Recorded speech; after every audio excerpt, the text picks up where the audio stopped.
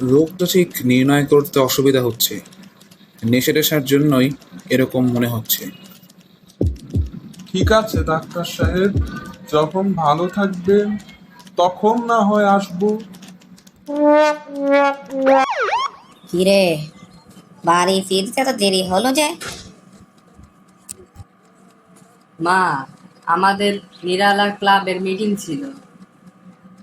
এই ক্লাবের নাম তো আগে কখনো শুনিনি তোর মুখে। তো কত মেম্বার আছে তোদের ক্লাবে? আমি আর তাওহিদ। অবশেষে মামা চিরশান্তি পেলেন। ব্যাপারটা ভেবেই খুব ভালো লাগছে। সে কি, তোমার মামা মারা গেছেন?